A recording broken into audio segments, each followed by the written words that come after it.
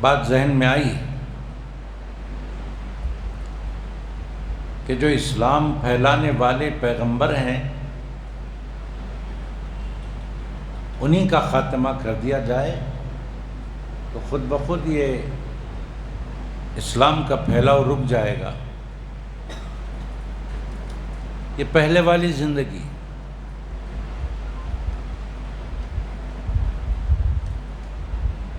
ادھر حضرت عمر کے دل و دماغ میں یہ بات ابھر رہی تھی کہ حضور کو نعوذ باللہ ختم کر دیا جائے، اور ادھر نبی پاک صلی اللہ علیہ وآلہ وسلم نے دیکھا کہ مکے میں دو بڑے طاقتور لوگ ہیں،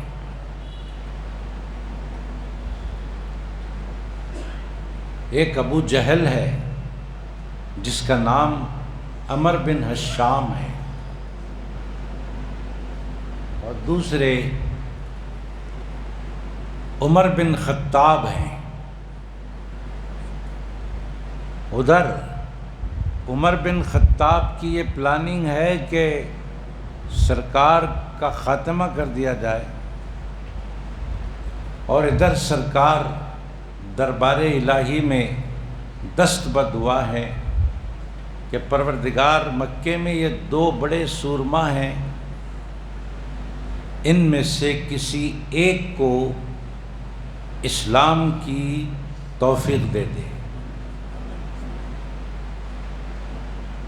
ان دو میں سے کسی ایک کو ہدایت دے دے۔ جی ادھر مارنے کی پلاننگ ہے، ادھر دعا ہو رہی ہے، دو میں سے ایک کے حق میں میری دعا کو قبول فرما لے۔ خالق کائنات نے نبی پاک صلی اللہ علیہ وآلہ وسلم کی دعا عمر بن خطاب کے حق میں قبول فرما لی۔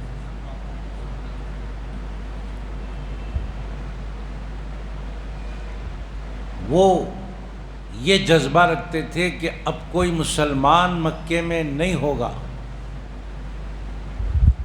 اور انہیں پتہ نہیں تھا کہ اب وہ وقت آ چکا ہے کہ اب تک دوسرے لوگ مسلمان ہو رہے تھے، اب خود ان کے مسلمان ہونے کا وقت آ گیا۔ انہیں پتہ نہیں تھا، ادھر پلاننگ چل رہی ہے مارنے کی، ادھر دعا ہو رہی۔ حالات ایسے بنے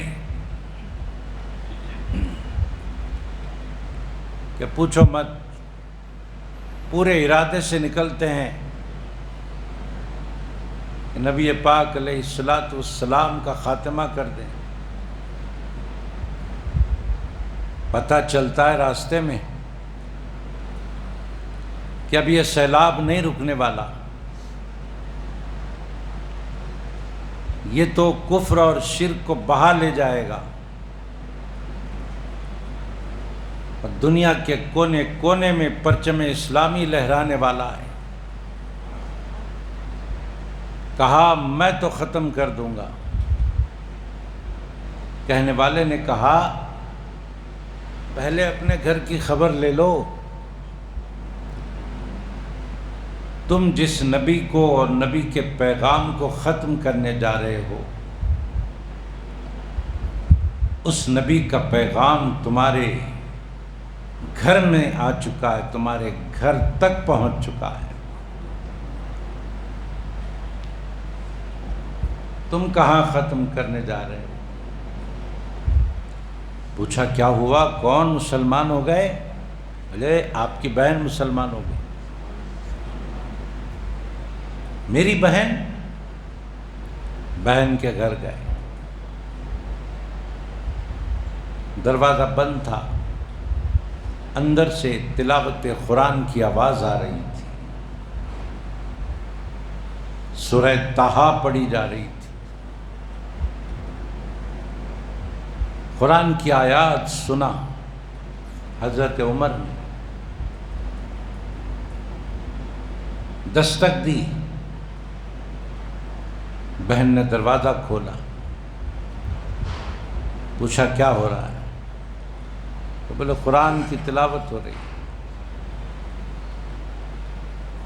حضرت عمر نے کہا کہ یہ ساری باتیں چھوڑ دو، اپنے پہلے کے دین پر آ جاؤ، دامن مصطفی چھوڑو، اسلام چھوڑو، یہ قرآن چھوڑو، پھر پہلے کے دین پر آ جاؤ۔ بہن نے کہا یہ نہیں ہو سکتا، ہم نے اسلام قبول کر لیا ہے، ہم نے اپنے آپ کو دامن مصطفیٰ علیہ السلام سے جوڑ لیا ہے، اب ہم یہ چھوڑنے والے نہیں۔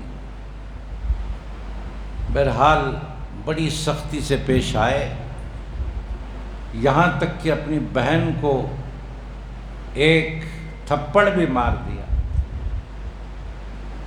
کہ اسلام چھوڑنا پڑے گا۔ بہن نے اپنی استقامت دکھائی، اس استقامت کو دیکھ کر اندازہ ہوا نبی پاک کے دامن سے وابستگی نے کتنا میری بہن کو جری بنا دیا، مضبوط بنا دیا، کہ مجھ جیسے طاقتور کے سامنے بھی یہ اپنے موقف سے ہٹنے کو تیار نہیں۔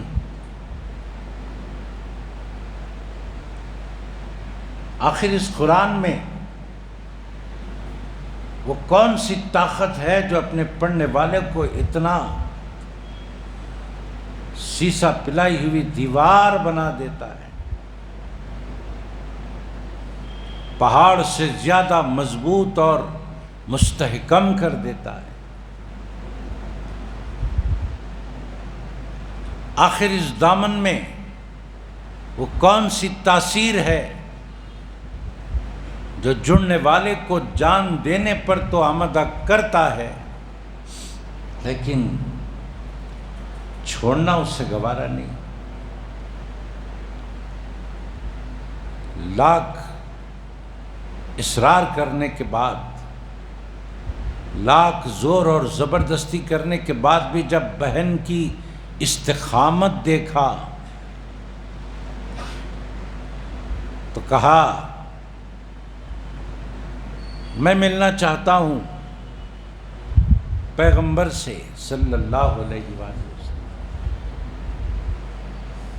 جنہوں نے تمہیں اتنا مضبوط کر دیا کہ تمہاری مضبوطی کے آگے میں ناکام ہو جاتا ہوں، تمہاری مضبوطی کے آگے میرا اصرار کام نہیں کرتا، میں ملنا چاہتا ہوں۔ قرآن پاک کی تلاوت نے ان کے دل کو موم کر دیا، اب وہ ظلمات سے نکل کر نور کی طرف آنے لگے۔ کہا کہ میں ملنا چاہتا ہوں، کہاں جانا ہے؟ اب عمر کو کہاں جانا ہے؟ اب بربادی سے آبادی کی طرف جانا ہے، عمر کو اب اندھیرے سے اجالے کی طرف جانا ہے، عمر کو اب جہل سے علم کی طرف جانا ہے، عمر کو اب کفر سے اسلام کی طرف جانا ہے۔ معلوم کیا کہ سرکار کہاں ہے، معلوم ہوا فلاں جگہ، اصحاب کے درمیان بیٹھے، چلے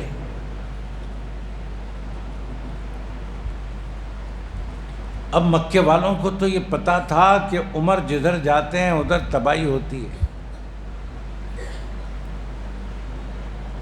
منمانی ہوتی ہے،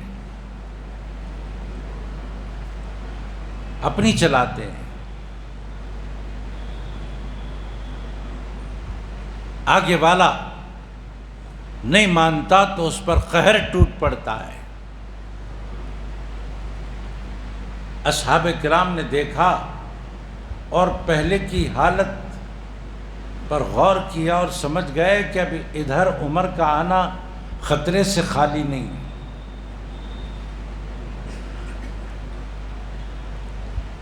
ادھر عمر کا آنا خطرے سے خالی نہیں ہے۔ ظاہر ہے کہ اصحاب کرام تو گھبرائے ہوں گے کہ اب کیا ہونے والا ہے پتہ نہیں۔ صحابہ کرام کے چہرے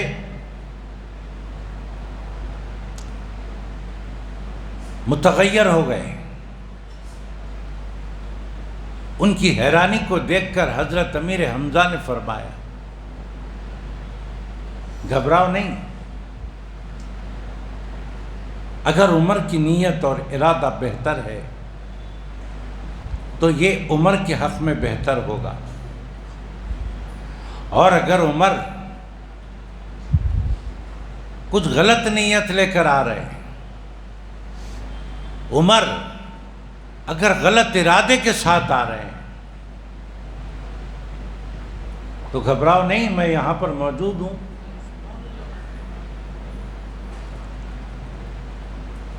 کہ انہی کی تلوار سے انہی کا سر قلم کر دیا جائے گا۔ یہ مکے کی دھرتی پر عمر بن خطاب کے بارے میں کسی کا یہ کہنا معمولی بات نہیں تھی، یہ معمولی بات نہیں تھی، بہت بڑی بات تھی۔ مگر حضرت امیر حمزہ کے لیے یہ معمولی بات تھی کہ عمر بن خطاب کو تحقیق کرنا حضرت حمزہ بن عبد المطلب کے لیے معمولی بات تھی۔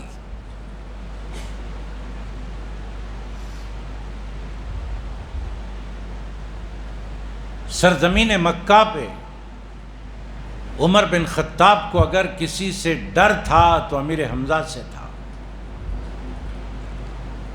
صحابہ پریشان ہیں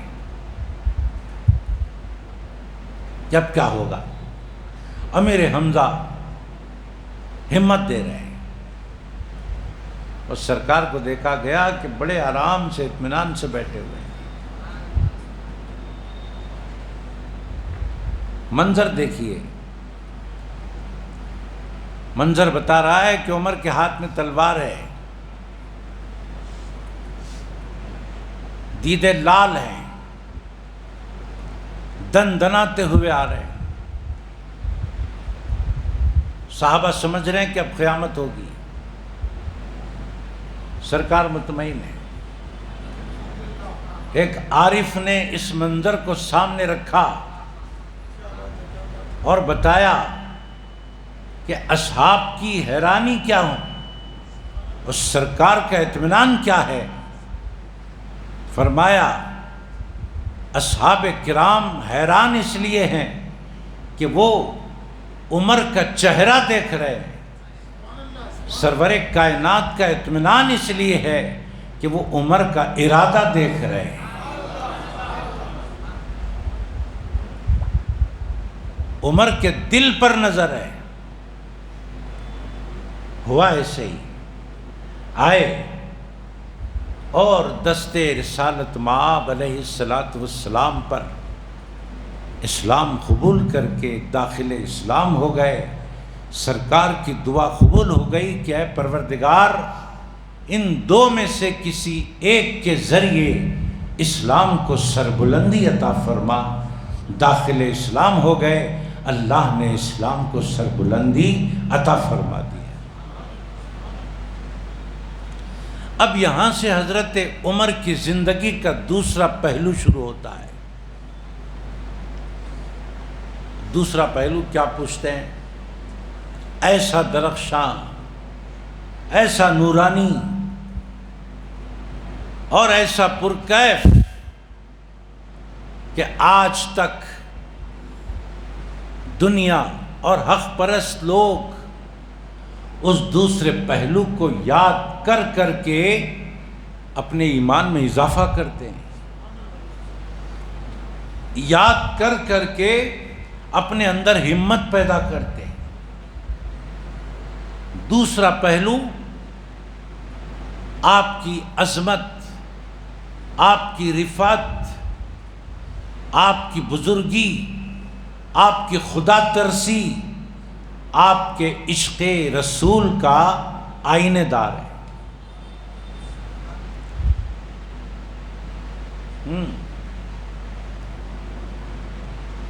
جتنا اسلام سے دور تھے اتنا اسلام کے قریب ہوئے، جتنا سرکار سے دور تھے اتنا سرکار کے قریب ہوئے۔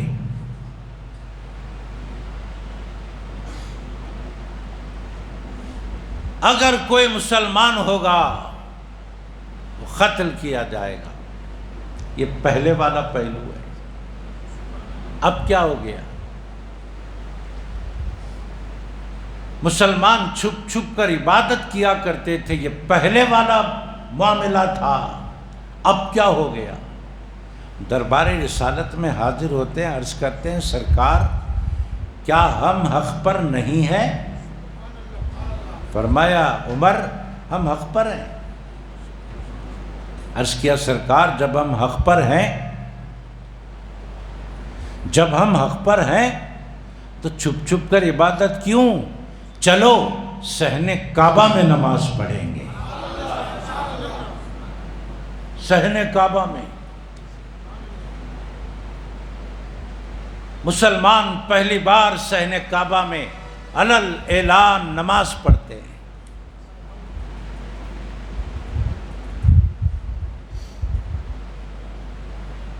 اب کس کی ہمت ہے جو آ کر روکے؟ کون ہے جو آ کر رکاوٹ پیدا کرے؟ اسلام تیزی سے پھیلنے لگا، رب کی عنایتیں فاروق اعظم پر روز بروز اضافہ ہوتی گئیں۔ عنایات مصطفیٰ سے فاروق اعظم کا سر دن بدن بلند ہوتا گیا۔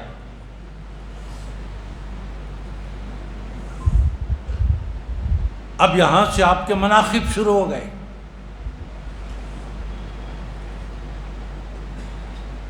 آپ کے تیور دیکھ کر نبی پاک نے فرمایا اللہ نے مجھ پر نبوت کا سلسلہ ختم کر دیا ہے، اگر میرے بعد نبوت جاری رہتی تو میرے بعد عمر نبی ہوتے۔ ان کے اندر یہ اوصاف میں دیکھ رہا ہوں، ان کے اندر یہ کمالات میں دیکھ رہا ہوں۔ پہلے کا عالم یہ تھا کہ ان پر شیطان سوار تھا، اب کا یہ عالم ہے۔ نبی پاک فرماتے ہیں جس راستے سے عمر گزریں اس راستے سے شیطان نہیں گزرتا، اپنا راستہ انہیں دیکھ کر بدل دیتا ہے۔ یہ ہول، یہ ہیبت شیطانوں پر حضرت عمر کی۔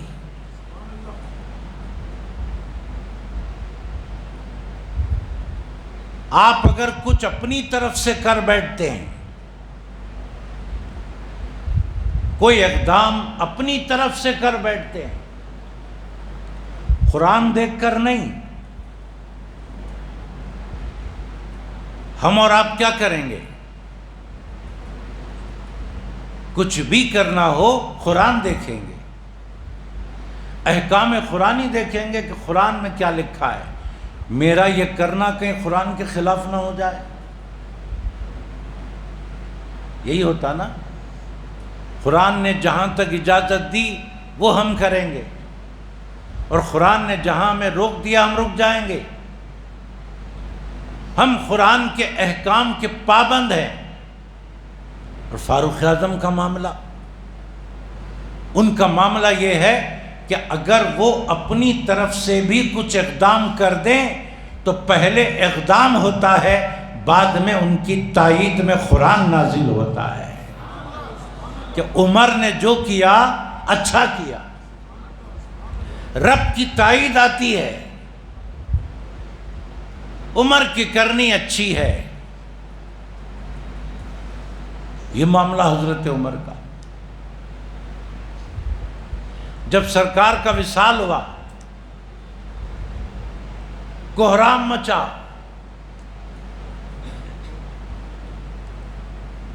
کوہرام مچا کہ سرکار کا وصال ہو گیا، آپ کا انتقال ہو گیا۔ لوگ یہ خبر پھیلا رہے ہیں۔ حضرت عمر ہی تو تھے جنہوں نے تلوار نکالی اور اعلان کیا کہ اگر کسی نے کہا کہ نبی کا انتقال ہو گیا میں اس کی گردن مار دوں گا۔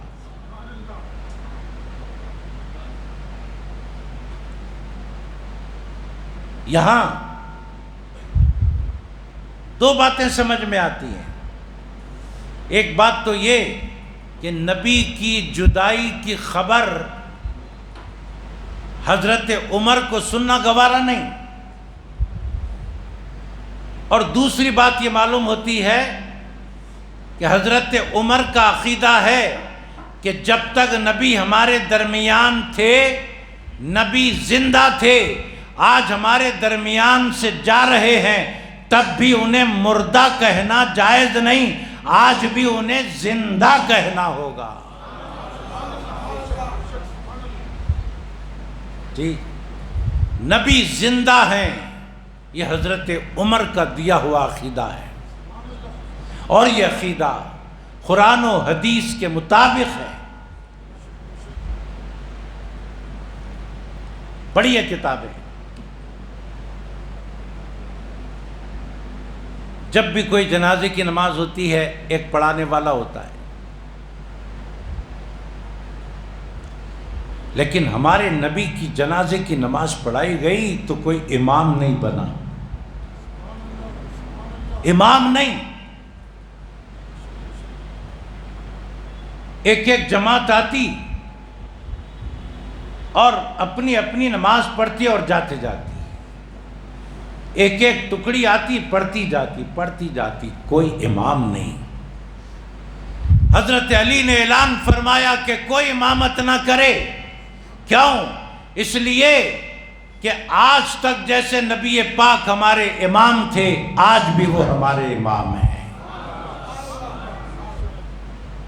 صحابہ کا عقیدہ۔ حضرت عمر خلفاء راشدین میں وہ جلیل القدر خلیفہ راشد گزرے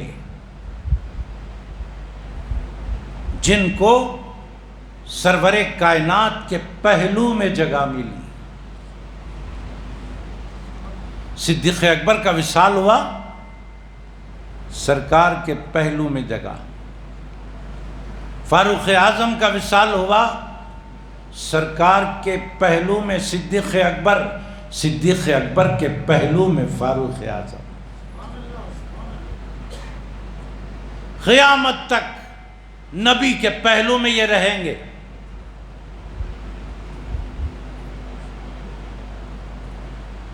اور کس شان سے اٹھیں گے؟ ایک روایت سن لیجئے، بات ختم ہو جائے گی۔ مسجد نبوی ہے، صحابہ بیٹھے ہوئے، سرکار آئے،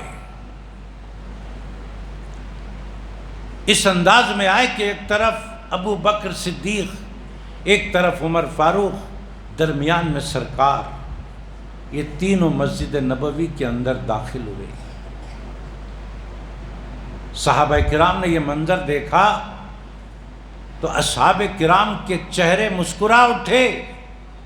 اس مسکراہٹ کو دیکھ کر نبی پاک نے ارشاد فرمایا، اے خوش ہونے والے صحابہ سنو، آج جس طرح مسجد نبوی میں ہم تینوں داخل ہو رہے ہیں، کل قیامت کے دن بھی ایسے ہی آئیں گے۔